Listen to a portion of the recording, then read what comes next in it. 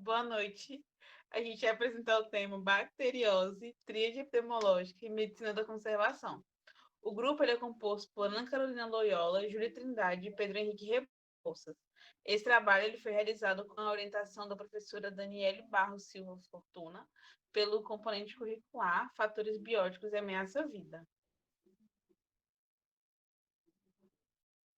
Antes de apresentar o nosso artigo, nós vamos começar a falar sobre os termos e vamos iniciar com bacteriose, que é uma doença localizada ou generalizada provocada por uma infecção bacteriana.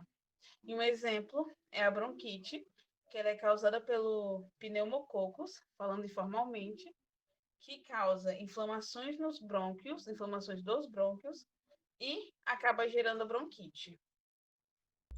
Eu vou falar um pouco sobre o que é a tríade epidemiológica, mas antes disso eu vou começar falando, tratando sobre o termo epidemiologia. Como está aí no slide, a epidemiologia é o estudo da frequência e distribuição dos eventos da saúde e dos seus determinantes nas populações humanas e a aplicação desse estudo na prevenção e controle dos problemas de saúde. É, o enfoque epidemiológico ele considera que uma doença na população ele é um fenômeno dinâmico, ou seja, sua propagação ele depende da interação e da exposição e suscetibilidade dos indivíduos e dos grupos dessa sociedade. Então, os fatores determinantes da presença dessa doença vai se estabelecer e se propagar a partir desse contato e dessa exposição desses indivíduos. A gente andando por esse foco, existem dois modelos de causalidade de epidemiologia que são amplamente aceitos dessa ciência, desse estudo, que é a tríade epidemiológica, que é o que nós vamos causar, e o outro modelo de causalidade, que não vai ser trazido no trabalho, mas é um dos modelos aceitos na epidemiologia, é o de causas componentes. A tríade epidemiológica ela é um modelo tradicional que permite avaliar a causalidade dessas doenças transmissíveis. O que acontece? A doença, dentro da tríade epidemiológica, ela é o resultado da interação entre o agente, o hospedeiro suscetível e o ambiente, como está mostrado na figura, que foi retirada de uma cartilha da OMS, cuja fonte de Gordes, 1996. Então, a tríade ela é uma metodologia que ela caracteriza essas doenças infecciosas a partir da identificação e da interação entre o agente ambiental, o vírus e o hospedeiro. Dentro desses três pontos, a gente pode tratar que o agente eles podem ser infecciosos ou não infecciosos, e eles são necessários para causar a doença, mas nem sempre são suficientes para causar essa doença. Ou seja, os agentes não infecciosos, eles podem ser químico ou físico e eles são necessários para causar uma doença, mas às vezes ele sozinho não é o suficiente para causar aquela doença. Os fatores do hospedeiro, eles são os que determinam a exposição de um indivíduo e sua suscetibilidade, e a capacidade de resposta e suas características como idade, grupo étnico, constituição genética, gênero, situação socioeconômica e estilo de vida. E por último, os fatores ambientais, eles englobam o ambiente social, físico, químico e biológico que esse hospedeiro ele está inserido para que haja essa contaminação pela doença. Bem, a medicina da conservação, ela é uma nova ciência que está constituída para enfrentar as novas ameaças e as crescentes ameaças dos agentes etiológicos dos mais diversos tipos para a riqueza da própria biologia. Como no slide está escrito, é a ciência interdisciplinar que estuda como múltiplas interações de duas vias entre patógenos e doenças, por um lado, e entre espécies e ecossistemas, por um outro, com o objetivo de atingir a saúde ecológica, que seria a saúde humana, a saúde vegetal, animal e a saúde do próprio ecossistema. Uma das características principais dessa medicina é a pesquisa e ação, que tem vários estudos e é sempre formada por equipes de profissionais multidisciplinares, E qual o principal objetivo? Promover a saúde dos ecossistemas. Aqui no Brasil tem um instituto que se chama TRIAD, que é Instituto Brasileiro para a Medicina da Conservação. TRIAD porque tem correlação com a tríade epidemiológica. Aí está até o link na descrição.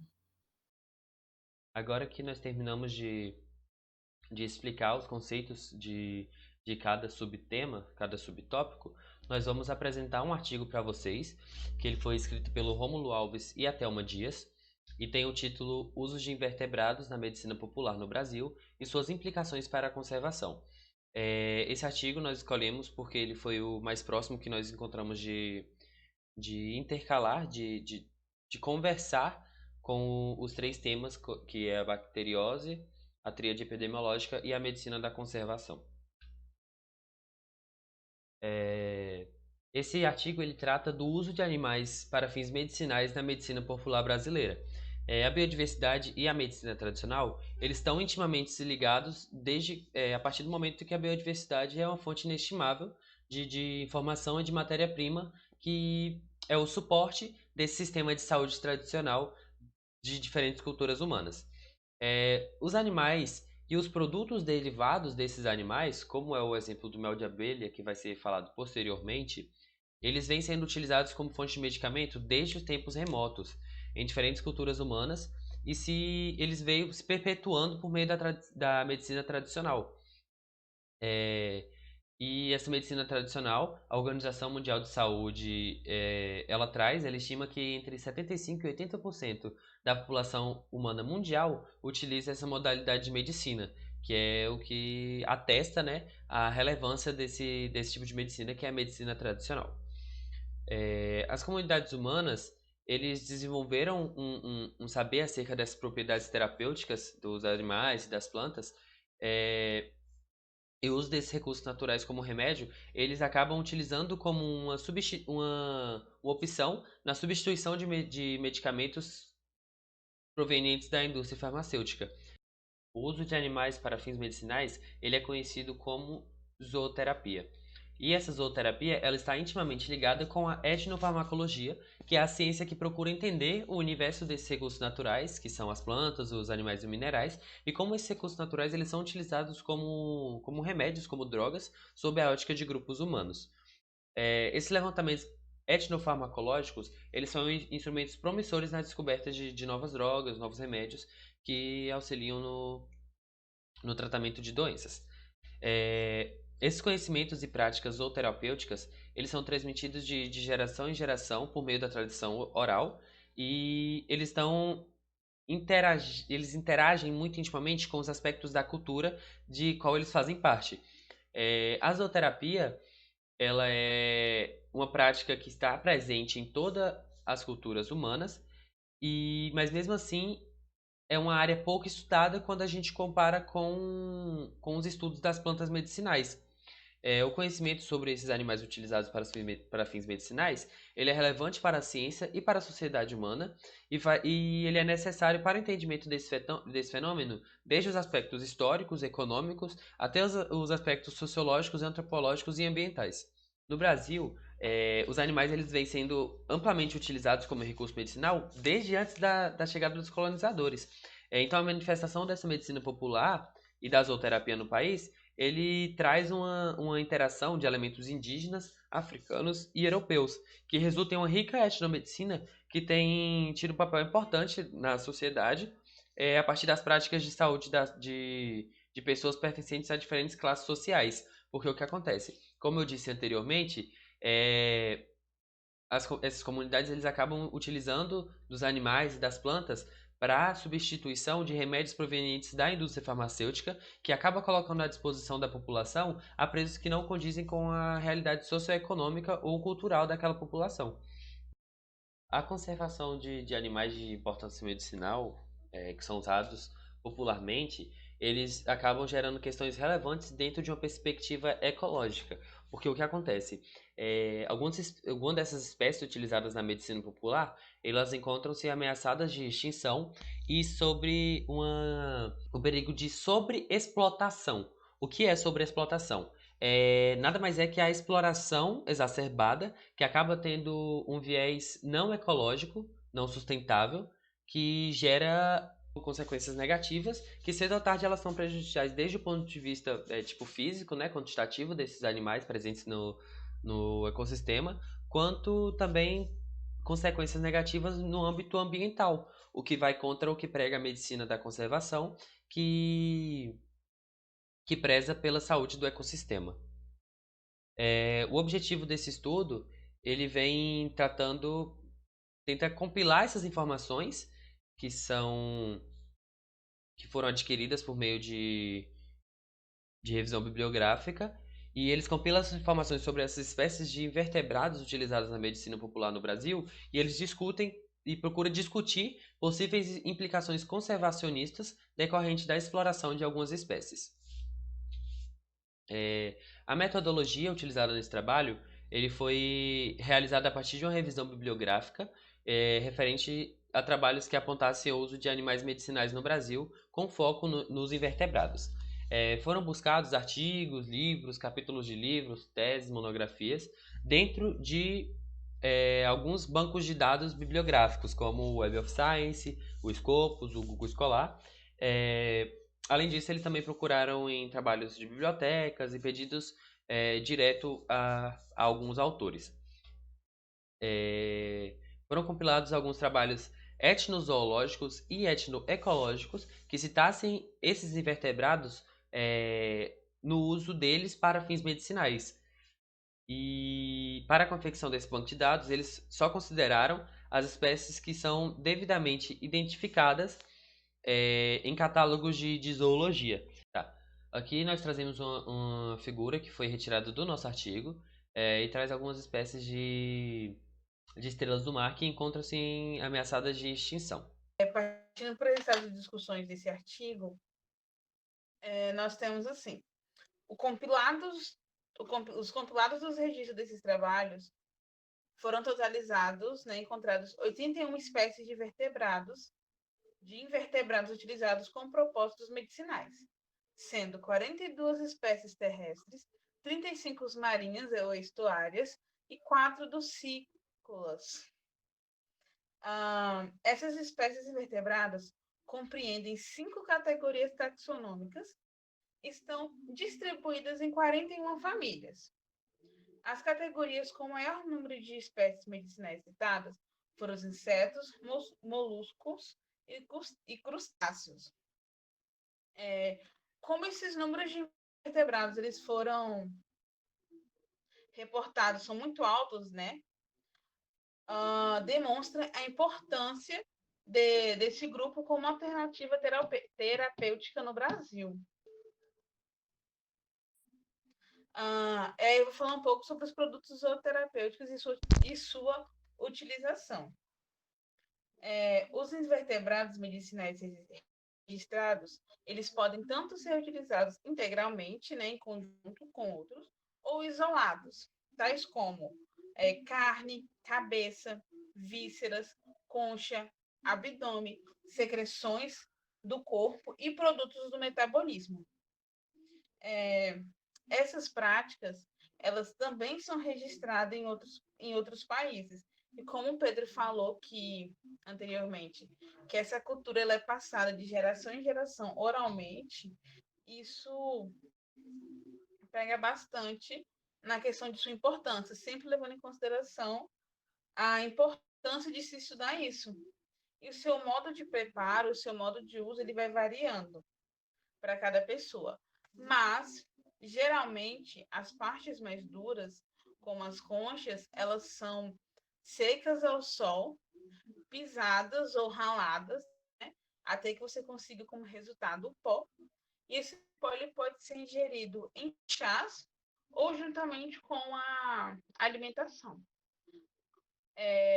Como o Pedro disse, esses animais invertebrados com o propósito medicinal, eles não são tão estudados quanto as plantas medicinais.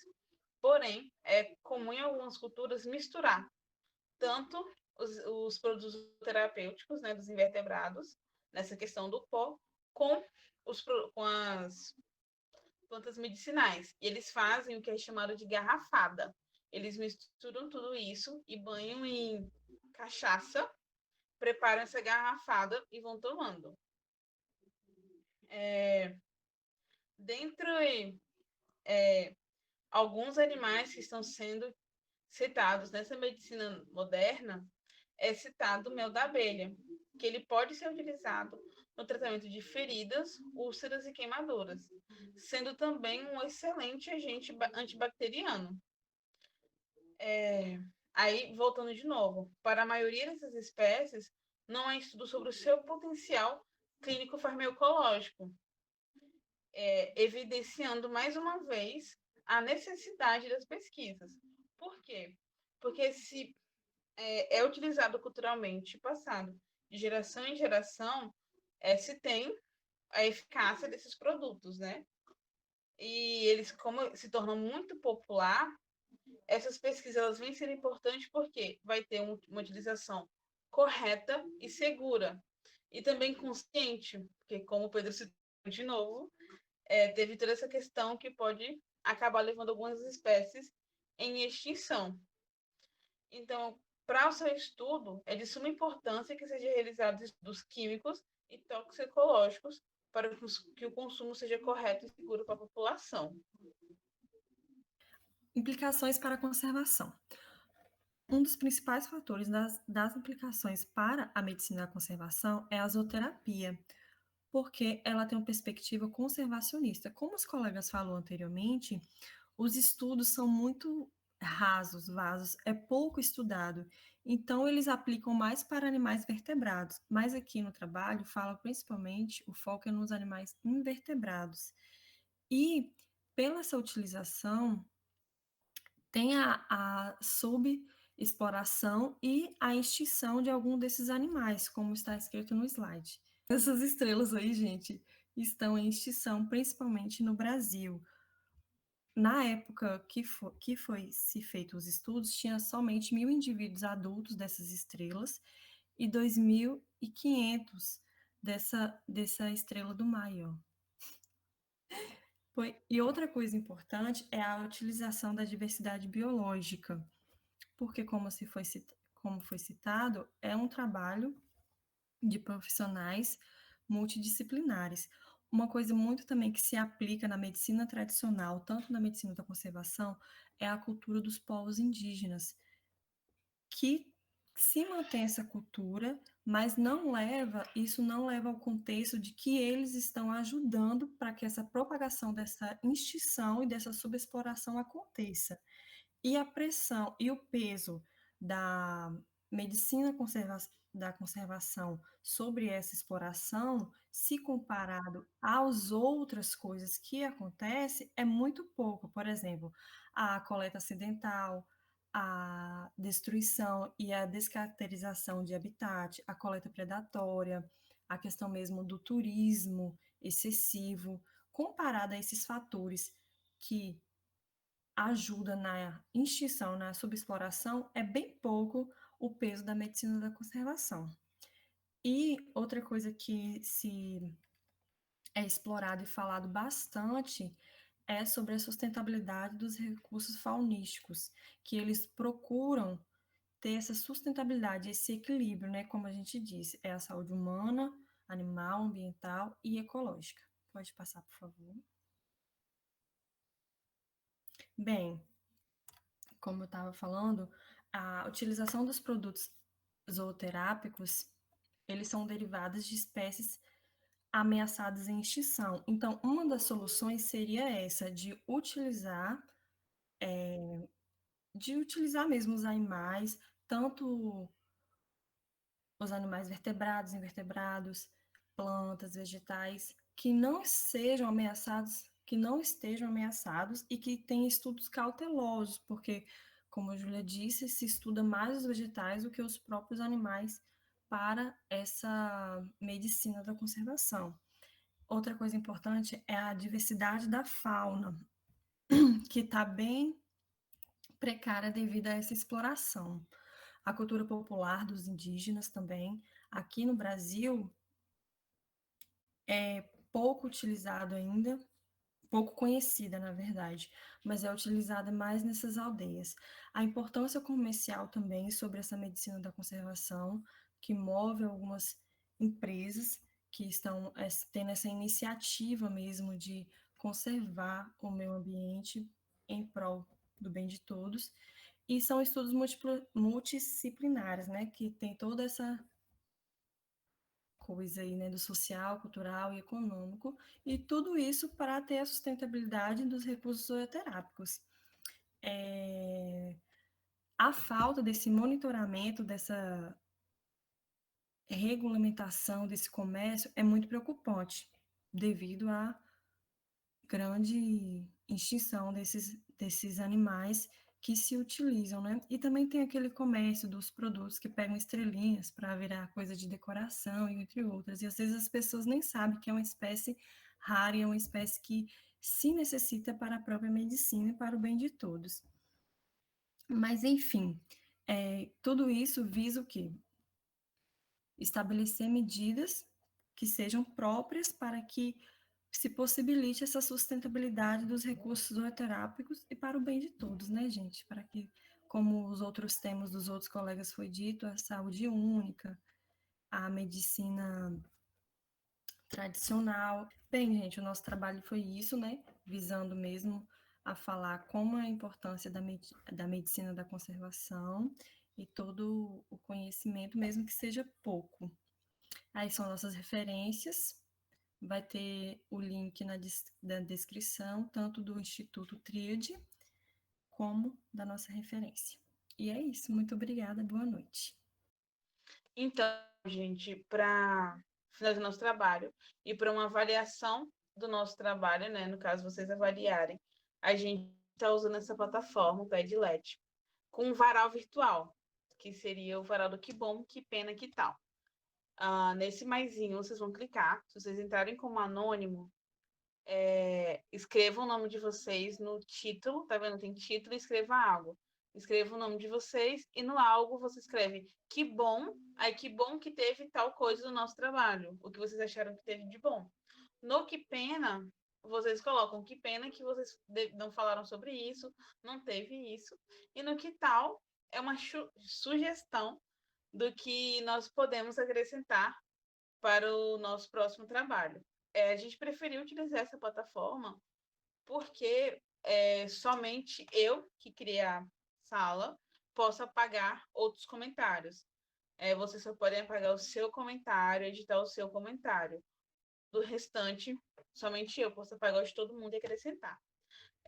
O link a gente vai colocar na descrição do vídeo em si e no grupo do WhatsApp da nossa turma. E é isso, nosso trabalho. Boa noitinha. Obrigado e boa noite.